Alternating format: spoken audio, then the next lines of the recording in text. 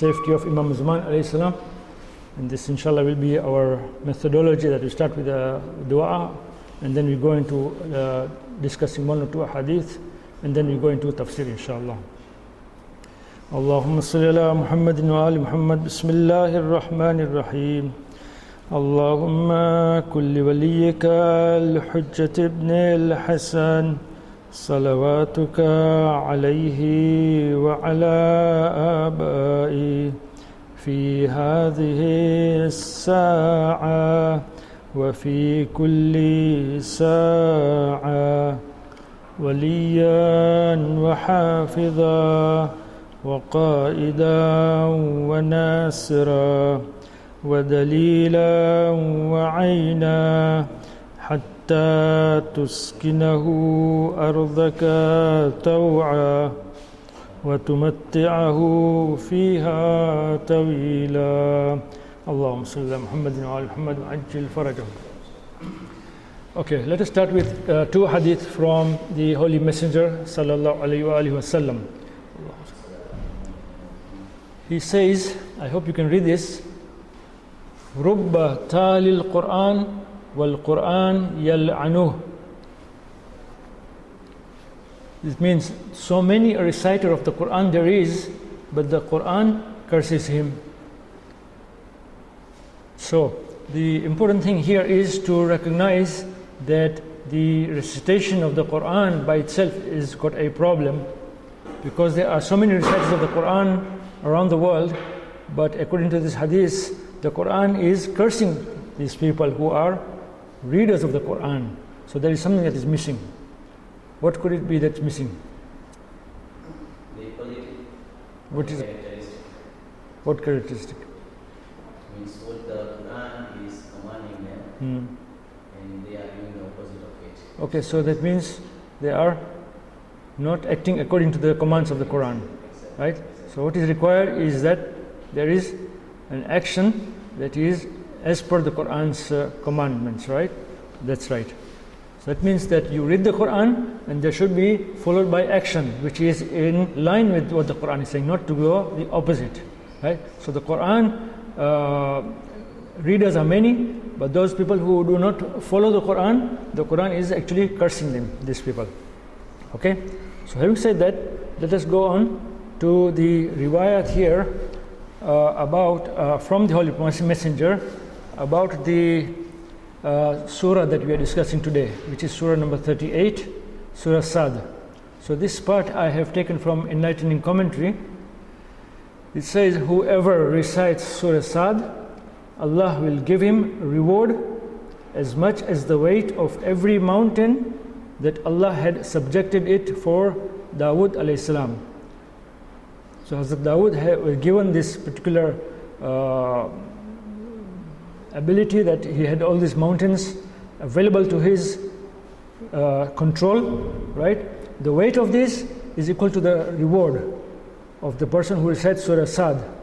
That's number one. Number two is that, and he protects him from persisting in committing sins, whether minor or major sins. So Allah protects him from persisting in committing sin. When a person commits a sin, right, then he feels like committing the sin again and again and again, he persists. This persistence can be prevented by the mercy of Allah, that He protects him from from persisting in committing of these sins. Okay. However, the important thing here is that I have underlined these two things, the reward and this protection.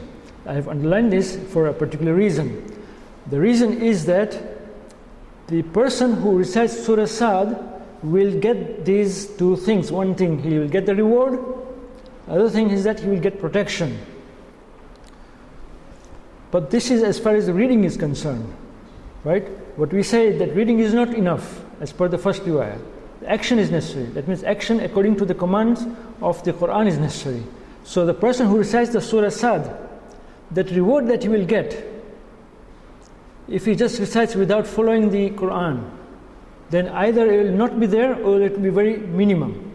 If there is any protection against persisting in committing sins, that protection either will not be there or it will be minor. So that thing which is required. So this hadith is incomplete from that angle. This hadith has the ability to tell us that you will get these two things if you recite Surah Saad, but you may not get those things necessarily. Why? Because reciting the surah by itself has got no value. The value comes with the action that you perform by acting upon the surah or whichever part of the Quran that you're reading, right? So these two things are conditional. This riwayat is conditional. Yes, the surah has the ability to give us these two things, but the condition has to be fulfilled. That is that we should act upon that what we learn from this Quran or this particular surah. So how does it protect him? This particular part is very interesting. So a person feels like committing those sins again. How does it protect him? Because you have to remember that when a person is committing sins, it is out of his own free will. So the Quran or Allah does not come and force him to abstain from sin. There is no such thing as force. Rather, it motivates him. This protection is motivation actually. The protection is not that something that he wants to commit a sin and suddenly something will block him from doing it. It's not like that. There's nothing physical barrier that is going to prevent him from committing a sin. Rather, it is his motivation. This motivation to commit a sin, persisting in committing sins, requires that motivation. That motivation will be broken down when the person who recites Surah Saad and also he acts upon the commands of Allah. So the motivation, that thing that I feel like doing this sin, slowly over a period of time, that motivation, that means that feeling will actually be reduced. That means he will not feel like committing that sin again. The persistence will go away with that. So the protection here is not forced protection. It is something that he gives us the ability to ourselves not commit that sin. That is the beautiful part about this particular hadith. There is a condition as well here that when you recite, you understand. When you understand, then you put it into action. Yes. Then only it will protect you. Absolutely. That's why I said slowly over a period of time, right? So once you recite, then you ponder over it, and then you recite more, and then you ponder, and then you act upon it. You see, it's a slow process. You cannot get, even if you're persisting, committing sins, it doesn't mean that I recite surah today and tomorrow I should be able to pray. It's not like that. It takes a long time also, right? Okay, so let us go on to our surah itself, which is the verse itself, which is Surah Saad, verse number 72. Right. Now, if you remember, if you have the Quran translation by Quli Qarai, then you will see that each sentence, each verse will have its own translation in a phrase by phrase. So what I've done something similar. So I've broken the verse down into smaller parts so that you can understand. So if you are attending the Mafahim program, then of course you will find it much easier to understand what I'm talking about at this level, at this stage. So he says, "A'udhu billahi minash shaitanir rajim. Bismillahir rahmanir rahim. Fa idha sawaituhu." So when I have proportioned him, wa nafaqtu fihi, and breathe it into him, right? Min ruhi, of my spirit. Lahu, okay? Faqa'u, lahu faqa'u, and then fall down before him. Sajidin, in prostration. So I've broken it down. So if you were to be in a Mafahim class, which we are not doing that over here, we will actually break it down even further. We will say that fa is talking about the so, idha is when, right? Sawaitu is proportioned, okay? Sawaituhu at the end is talking about him. It's something that you already would know if you are doing Mafahim. So that is how we can actually break down the verse like that, right? So a verse that is broken down is much easier to understand. Okay. Right. So what I normally do is that I mention the verse with the translation. If there's any change in translation, I would mention it. I have not seen the change. I did not even look at it. Okay. Then what we do is that we look at we do make some introductory statements about this verse itself, or sometimes about the surah itself. Okay.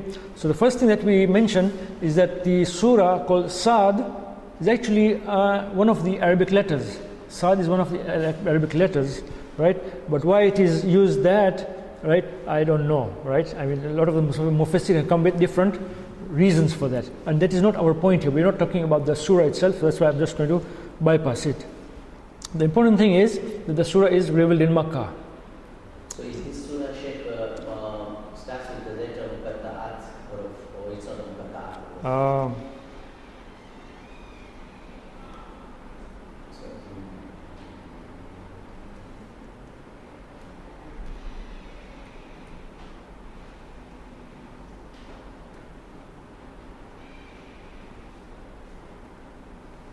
Yes, it is. It does start with muqatta'at. Saad is muqatta'at, and many times we don't know the exact tafsir, but the mufassirin can come up with certain ideas. Okay? Right. Surah was revealed in Makkah. We'll come back to this issue of being revealed in Makkah. Right? Right. This is taken from the commentary. The verses of this surah are about the continuation of the current of prophethood during the length of history. This surah is following the Surah Safat. Surah Safat is also talking about the prophets, and Surah Saad is also talking about the prophets, some of the prophets. So it's talking about the continuation of the current of prophethood during the length of history. Okay, this is as far as the surah itself is concerned. Right now we come to the time of the prophet, because the Surah Saad is being revealed at the time of the prophet, and what it says here is that in the opposition of the polytheists and the pagans against the belief of unity, that is Tawheed, and that of resurrection, which is Qiyamah. Right, that we know that the polytheists of Makkah had this main problem of Tawheed. That means they believed in God as in that He created us, but not after that. They do not believe in the Tawheed in that He manages our affairs. Right? They don't believe. And secondly, about Qiyamah, they don't believe that. Right? So this is talking about the continuation of the prophethood, and it's talking about the opposition that the polytheists had in these two issues.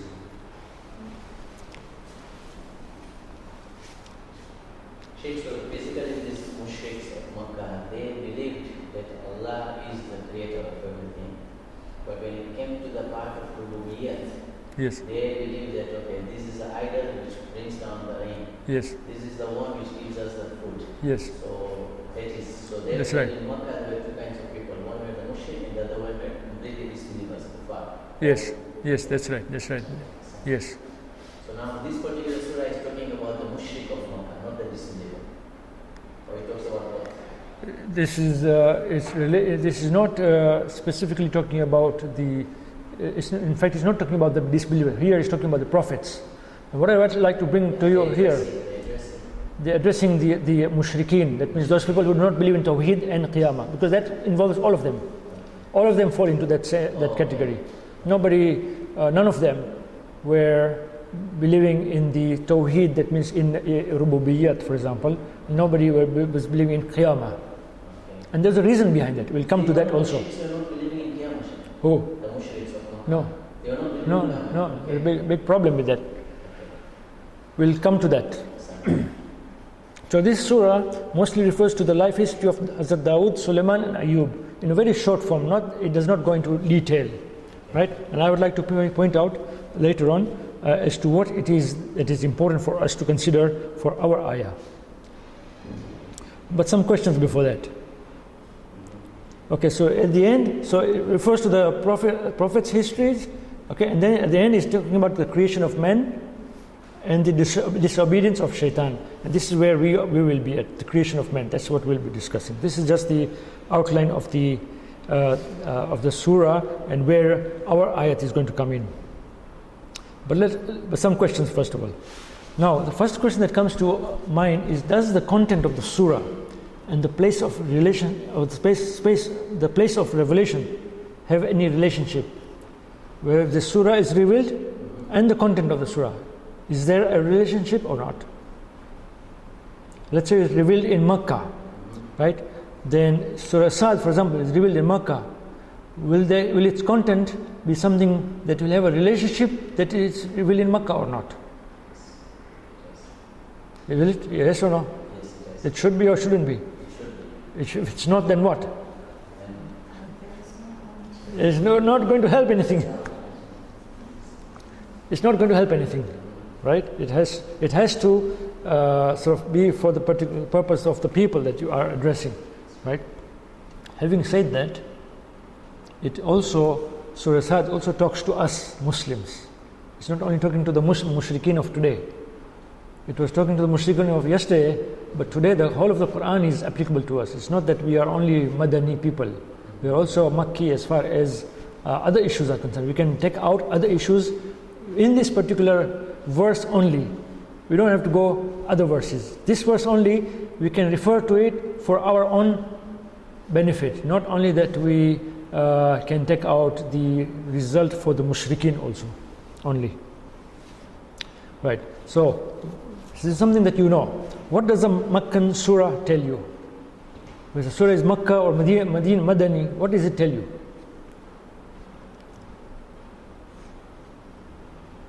The Makkan Surahs usually the addresses itself are mushrik and other disbelievers. The other thing is that it always talks about the Tawheed, Risala, and Ma'ad. Qiyamah, yes. Qiyamah. Yes, resurrection. Yeah, so basically it is always going to this. Excellent, things, yeah. excellent. Right, okay. Right. What is the significance of mentioning stories of the prophets? Because here in this surah we have 3 prophets' names are coming. Okay, so what would you think be the reason for mentioning the names of the stories of the prophets in this surah? For example, Surah Saad. Right. Lessons to be learned. Right, or that the prophets they came with a message and the people did not listen, even though sometimes we read that they were stronger than you, but they did not listen to the prophet and we destroyed them. And so there is a lesson for the mushrikeen of the time of the prophet that, don't think you are stronger because there were people stronger than you. And the story of the prophets is there, and they are supposed to, as you say, learn a lesson, but they do not take any heed. Asant. Right. So this is talking about the surah. Now let's go to the context of revelation of the ayah. Context of revelation. If I may call it Sha'ni Nuzul. Okay, but there is no Sha'ni Nuzul here. That means there is no reason of revelation. That means you can't say that this particular verse was revealed because of such an event that took place. There was no such event that took place, but there is something we can discuss about is the context of revelation of the ayah. Just like we say that the context of the revelation of Surah Saad at the time of the polytheists, which we discussed, is that because there were polytheists and these stories of the prophets talks about those polytheists, and therefore there is a contextual relationship between these two categories, right? In the same way, this ayah also we can discuss it in the context. There's a context as to why the prophet is going to, or Allah is going to tell us about a certain thing, and the audience is the mushrikeen. So there's something in the ayah that is for the mushrikeen to realize. And this is going to be an interesting subject, inshallah. What was the situation in Makkah that could have led to the revelation of this ayah? Can you read the translation of the ayah again? The ayah itself? Yes.